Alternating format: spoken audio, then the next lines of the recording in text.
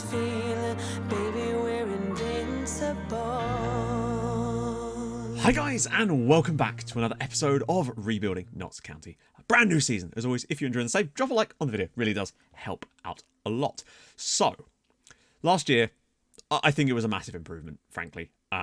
Getting to the Champions League semi-final, losing to Dortmund, and bearing in mind now, the teams that we lost to Real Madrid in the group stage and came second behind them. They reached the final, and we were knocked out by Dortmund in the semi-final. They reached the final, and Dortmund went on to win the Champions League by 2-1. So we lost to the eventual champions, and I think there's a lot of positives to be taken from that, frankly, and that's a good sign.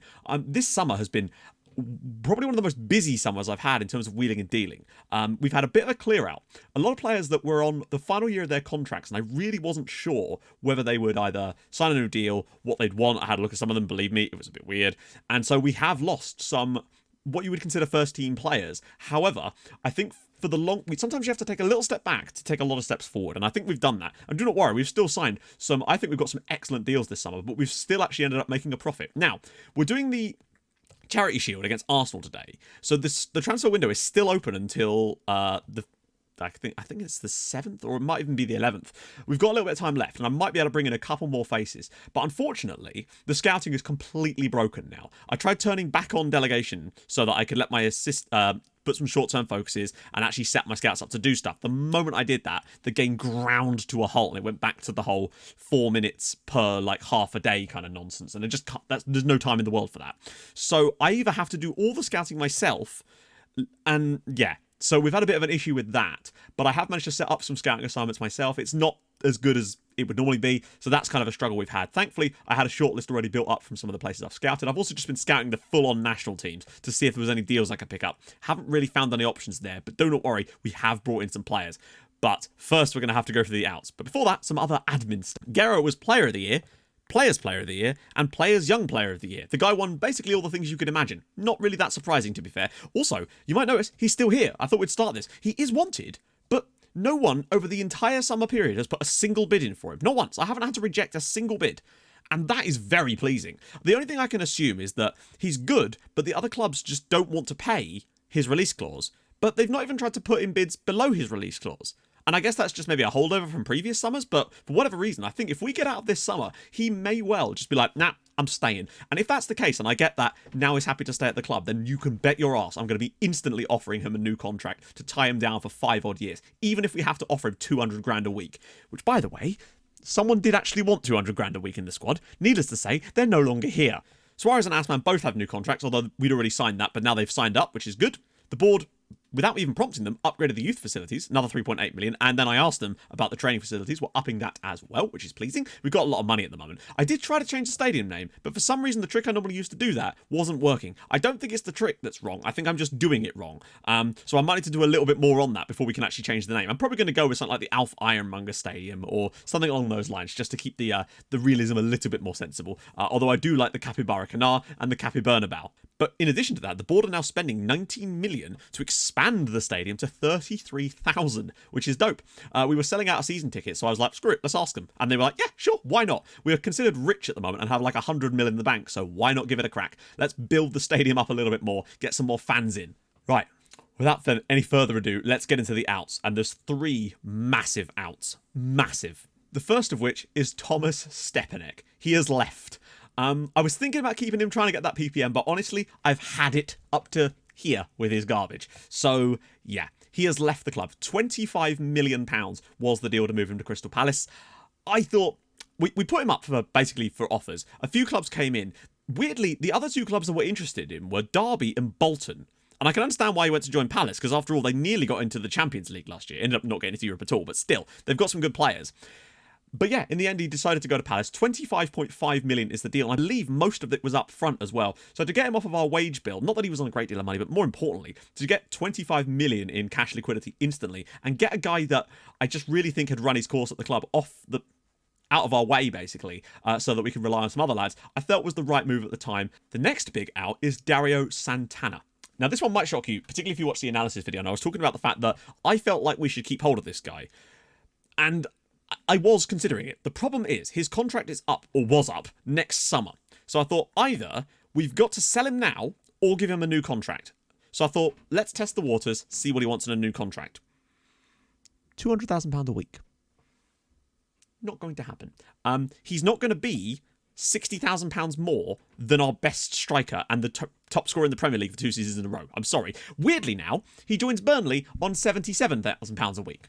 Because reasons, I guess. I think what it was is his agent didn't like me because I'd had him sacked from other players in the past, and as a result, all kinds of nonsense. The agent fees were like maxed out as well. It would have cost us an insane amount to keep him, and I just didn't think it was worth it, particularly as I'd picked someone else up on a free transfer who I thought isn't as good, but is a lot younger, and I think has potential to be mad good. So this is the deal. £35 million was the deal to Burnley. Initially when they came in, I was like, okay, sure, maybe not, because I didn't offer him out. They came in and thought, at this point, I'd already seen the wage demand, so I was kind of resigned to losing him at the end of the season. But when they offered us some money, they offered us like 15 mil, and I thought I'd be cheeky and offer them 35 mil, and they went, sure, why not?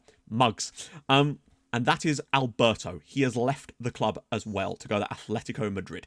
His contract was also up at the end of the season, and the problem we had was that he said he had no plans to sign a new contract. So it was either sell him now, and we already talked about this. I wasn't keen to get rid of him, but if it meant that we had to sell him now, then we had no choice. So when the bids started coming in, I was tossing around a few of them. PSG came in the bid, £44 million, and I thought, well, it's not quite up to his release clause, but it's better. And then so I thought, you know what, screw it, we'll accept it. But then Liverpool came in and offered us £52 million, and I thought, okay, that's a bit more like it, but I didn't really want to sell him to another Premier League side. But I kind of agreed to go through with it anyway, just for a bit of extra cash. And then, right as I was about to, I guess he was about to sign a contract with Liverpool, in came Atletico. £64 million was the deal with Atletico, and I immediately cancelled the other ones just to make sure. And he did eventually end up joining Atletico Madrid for £64 million. So the first in is Hadi Aslami, who's come in from Eshtigal over in Iran. Essentially, I was scouting the national teams, the younger national teams, as you can imagine, and I saw this guy, and he was rated quite highly. I noticed that he was wanted by Manchester City and Real Madrid. That's usually a good sign. So I thought we'd put a bid in. Eventually, £1.8 million. Here he comes. Just another striker to sort of see us out, bulk the squad up with a few strikers. This isn't really a massive deal for us, but for £1.8 million, I was happy to bring him in. But this is a signing I am much, much more pleased with. This is Juan Tirso, who's coming from Atletico Madrid. He never actually played for them. I've had this guy on my radar for such a long time, literally since he came through their youth academy. But I figured there's no way in hell that this guy's ever going to sign for us, let alone them actually let us have him. And that's where things take a little bit of a turn. And part of the reason why I was happy to let Santana go as well is because I knew that we had Juan Tirso here as a backup left-sided player as well. Guess how much he cost us?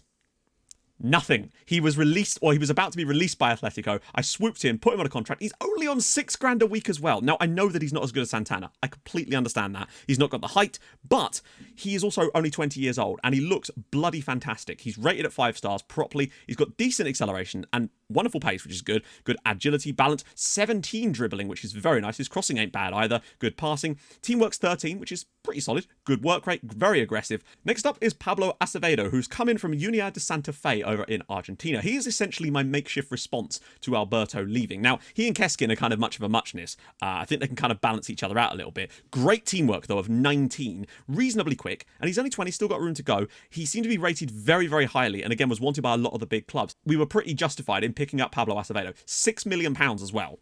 Like, considering what we'd lost, I think he can sit into those shoes and slowly improve. Great determination and decisions. He's a perfectionist personality, and getting those kind of personalities around the club is definitely a good thing as well.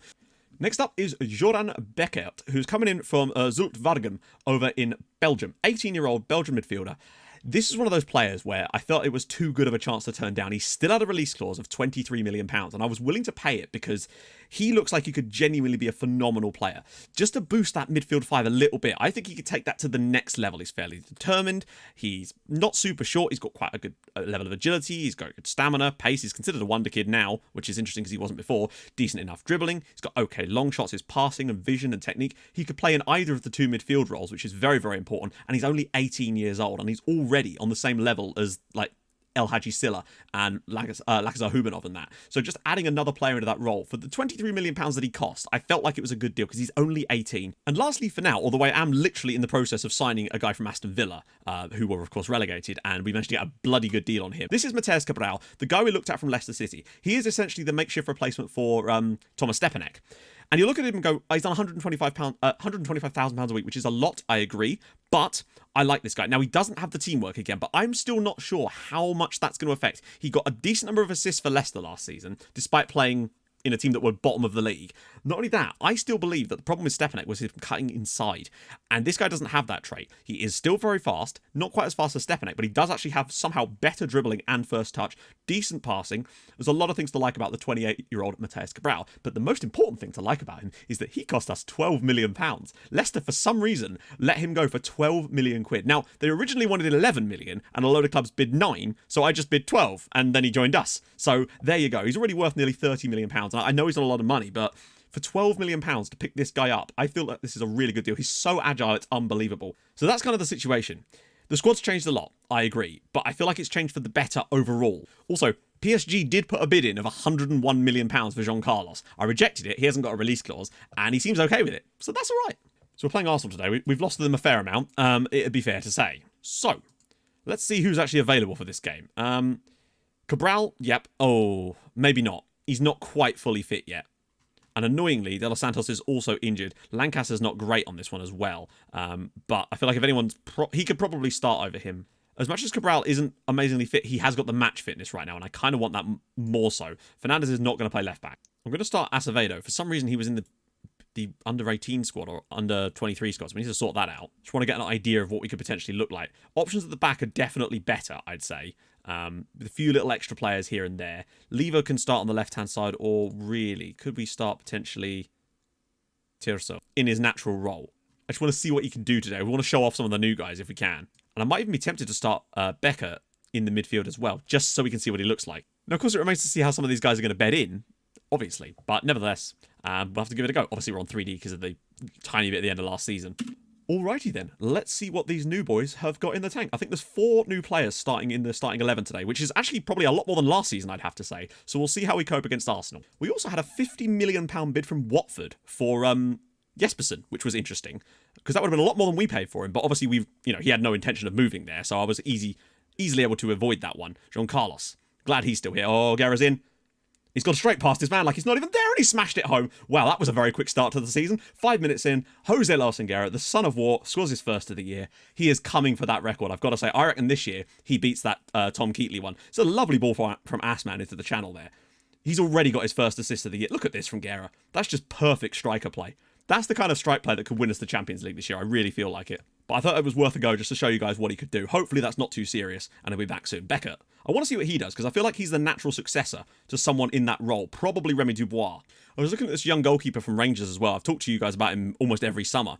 His £30 million release clause, I was happy to activate it. The problem was, contractually, he only wanted to be a first-choice goalkeeper, and I cannot offer him that when he's not good enough. Make no mistake, he will be, but right now, Marvin Suarez is comfortably... And Beckett's in! Joran Beckett scoring his first ever goal for us on his debut from deep line playmaker. Well, if nothing else, that is a really good sign that he made a very intelligent run here to get off the back of Celso. And look at that. Just makes a little ghosting run in behind.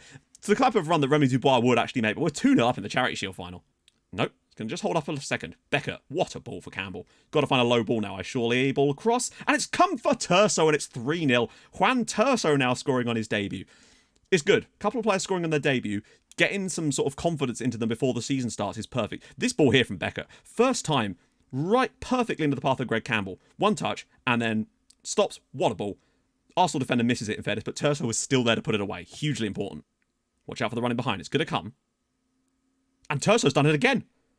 Turso, and whoa, I think we might have found a new hero on this left-hand side. He's got that real attacking aggression to win the ball high up the pitch, but in addition to that, he's got the quality to actually get through and get chances with it. He's cutting inside. He might have a shot on the end of this. Oh, Nielsen, and someone's in there. Campbell, not done yet. Beckett. Someone tell me how to pronounce his name. I feel like I'm saying that wrong. Acevedo. Oh, he's through. Pulls it across. Asman's header. And it's cut out. Oh my God, look at the space. Assman's through. He's going to have to shoot. And he has. It's 4-0 in the first half. Paulo Assman, what a player this guy is. Considering he was sort of anonymous a bit for the first sort of season and a half at the club, all of a sudden, he has just woken up in the last sort of year. Gets a touch on it, but there's a lot of work to do here. Drives past one last guy and just bends one to that near post. It's 4-0 in the first half. This is much more like it. I mean, that is about as comfortable a first half in a Charity Shield could possibly be. 4 different scorers. People just all over the shop. I'm excited about our prospects this season, I've got to say. I'm really feeling confident about it. Niels, look at the fight on the lad. Can he whip it across for someone? He does, and Jean cut. Oh, wow. Oh, dear. Oh, dear. Arsenal just brought on a right back called Ed Diaper. I did look at him in the summer just because of his name alone. Manchester City also have an attacking midfielder that they tried to loan us called John Gay, which is a great name as well. Cleared. And we've won it again. Turgerson, can he slip it through for Guerra? He actually does, to be fair to him. Guerra might go around his man. He's all the way through. Great work there from Guerra. Really just created that on his own practically. But again, the attacking midfielder pressing into that space and winning that ball high up the pitch really makes a difference. Guerra, Perrier, and it's cleared away. Perrier takes it short for Acevedo. Assman wins the header to knock it down. Back for Nielsen. He could slip him back through here. Nope. Going to go for Campbell again. Everyone is being unselfish. Is what I like to see. People are looking for the pass rather than just trying to shoot instantly. This is what we're getting everyone into the team ethic now. Campbell, he's got to look for that low ball. Might pull it back for Nielsen. Ball across. Not quite. Not done yet, though. Acevedo. For Becker. He's got to get it back to him. Goes for Assman instead. Drills it at goal. And the keeper will collect. Well, I mean, we may not have scored in the second half, but we've certainly not got any worse, that's for sure. We look very, very strong here. Acevedo. And there we go. Notts County 4, Arsenal 0. We win the Charity Shield very comfortably. Oh, now we get a post-match. Brilliant, lads. Who's man of the match for us on the night then? Paulo Assman with a goal and an assist and a 9.2. But everybody's played fantastically there. Turso was excellent. Guerra was excellent. The defenders did a phenomenal job. Acevedo did a solid job on his debut. Basically, everything about this game is positive for me. Becker shown a lot in there. He scored a goal from a set piece, sure, but he was spraying passes around. That's what I want to see. We've got options for squad rotation this year, and it's pleasing. Now, it's only Arsenal, but I'm positive about this. So, next episode, of course, is going to be the first game in the Champions League. Now, we've actually got a very, very comfortable start to the Premier League, literally. Palace is the toughest one.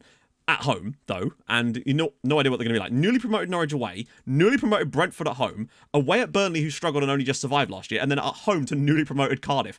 If we don't come into that Champions League match with 5 consecutive Premier League victories, I'd actually be kind of disappointed, to be honest. But I want at least 13 points from the start of the season, so we can hopefully be top at that point, because that's the perfect start for us, and we really need to take advantage of it. I expect Guerra to honestly have 7 or 8 goals by then as well if we carry on like this. It's encouraging. Right. That's it. If you've enjoyed this episode, drop a like. That'd be magnificent. If you're new to the channel, subscribe. Sorry about the fact there was no Regen Sunday on Sunday. Got a bit confusing. That will be in tomorrow's episode for Regen Tuesday. Yeah, new to the channel, subscribe. And as always, hold your gun. Capybara. Thank you so much for watching. Bye.